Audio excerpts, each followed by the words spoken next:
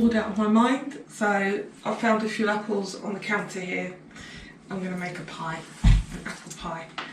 I'm going to wing it a bit, we'll see how it goes, but it's going to be basic English apple pie, not a Swedish apple pie, because a Swedish apple pie is like apple crumble in England, so this is going to be a short crust pastry pie. So I'll set the oven to, I don't know, 225 degrees perhaps. The next thing I'll do is take my trusty pie tin, I'll put some butter on the bottom basically.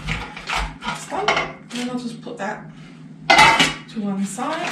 I've not really got a recipe for short crust pastry, but all I remember is my mother used to say, it doesn't really matter as long as it's half the fat to flour. So you've got to have double the amount of flour to fat.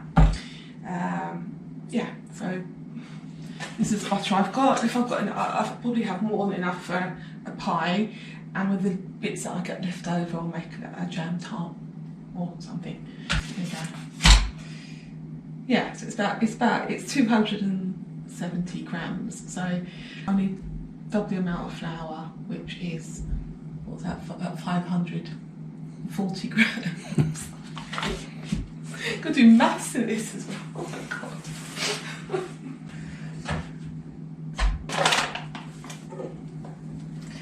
And then I'm going to, normally I do this by hand, but my daughter bought this a few months ago, so I'm going to try and make pastry in there. So I've got to take the butter and do little chunks in it. What I understand is you don't want to touch, you want to keep the butter quite cold when you're making pastry, otherwise it's difficult to roll out. I'm not a neat cook, as you might have noticed. Just bung it in, and then just take the flour and bung it in as well. Oops. And then you need a bit of salt. I think it says a teaspoon or something in your recipe, but I quite like a little bit. A bit more than a teaspoon. There you go. Right.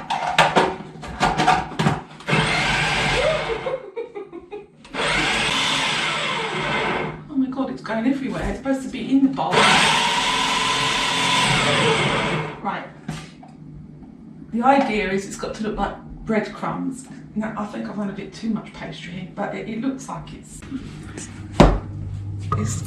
got to look like breadcrumbs basically. When you mix the flour and the fat, like I said, I'll give it another whiz. You need cold water. Ideally, you've got to keep everything cold. So you don't need a lot, just a little bit. Drop it in a little bit at a time.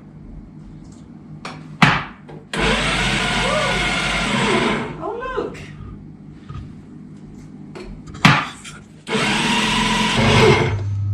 What? Oh.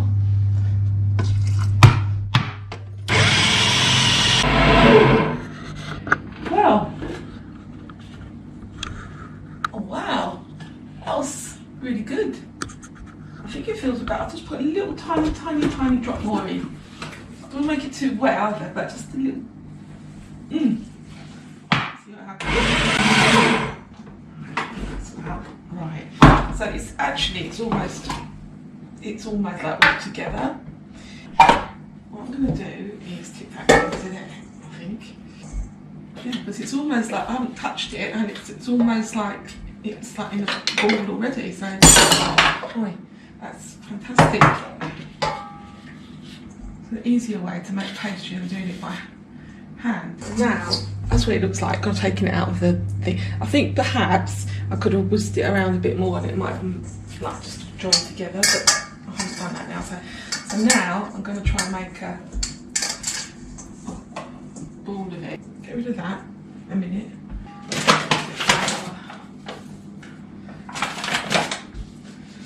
Right. I'll sort of make it into a ball so it's all together. I'll put it in the fridge to rest while I'm doing the apples, right? So, there's my pastry. It looks pretty good, I think. Not too bad. Put it in this bowl. In the fridge. Right, now I'm going to peel the apples. Which is pretty boring, so I don't have to film this if I don't want to.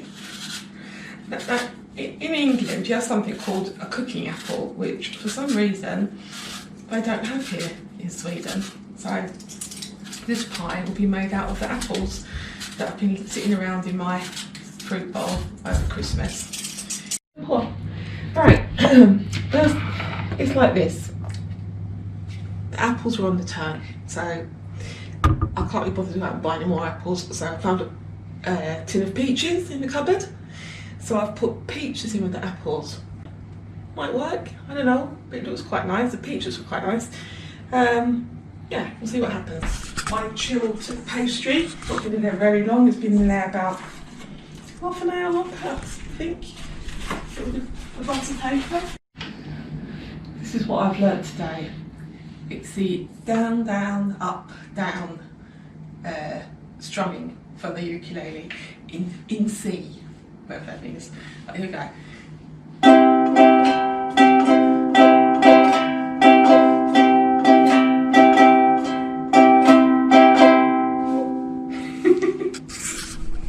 So here's a pie case that's been in the oven. I don't know, I don't usually do this. I don't know if it's the right idea or not. It looks like that, it's still got crack in it, whatever. Right, perhaps I need to cook the apples a little bit because now I've cooked the pie crust, apples are going to take a bit longer, basically, to make them a bit softer. If I'm going to have hard fruit in my pie, and after I've made all this effort, saucepan, stick them in there. I might as well just bung the sugar in there as well. Put the sugar in here.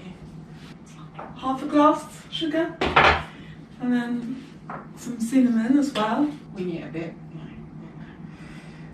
It's quite a lot. So it's about, I would say about 2 tablespoons. Ooh. And also, I think if I cook the fruit a little bit, I'm not putting any water in there because there's water in the fruit and that'll come out. So, it smells nice. So I'm just going to keep cooking this till the apples feel a bit soft, and then I'll stick it in the oven with the lid on the top. What I could be doing in the meantime is making some jam tarts with the bits of dough that I left over. So take the leftover pastry and then roll it out. Right, I've got a pastry cutter. Take the pastry cutter and make a circle. Do the same thing again. Put your pastry on there, and then you don't want a lot of jam because it'll squirt out the sides. And I've just got, take what I've got in the fridge. I've got some, raspberry jam, a glass of water. Just put it around the sides, really. Perhaps you should put the jam a bit more up there. Yeah, so.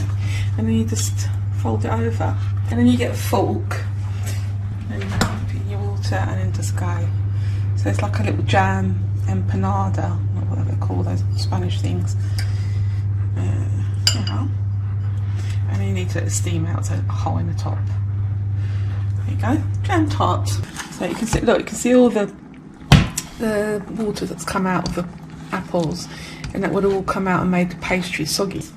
Here's the apples and peaches. Now I'm going to sort of like try and drain off the excess fluid. Right, and that's what's left of what's left in the bottom of the saucepan. So you've taken quite a lot of fluid out. Carefully put the lid on. There you go. Oh God, heavens! There we are. So, right, put that on there.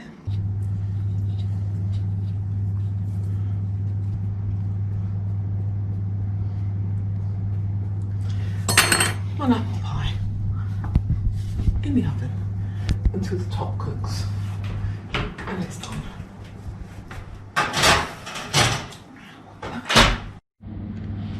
Right, I think it's done. Right, so that's what it looks like in the oven. In the oven. Ooh. Right. Yeah, it's done. It's done. Right, I'll take it out the oven. Ow! Oh, I do that. Oh, stick it on there. Oh. See that one I had less jam in, and that one's sort of like come out the side, but I'll just give a minute or two for those. Right, so here it is. I think it looks alright. Okay, I'm going to do the soggy bottom pie test. Well, so far it feels like firm. Right, here we go. Let's see if it... Let's have a look here. Uh-oh. Is it a bit stuck?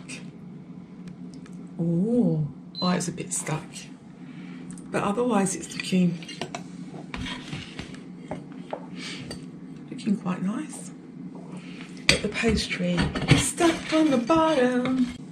But if you look at the bottom of the pastry, it's actually not soggy. So, all in all, I'm quite pleased. I'm going to give it a taste now.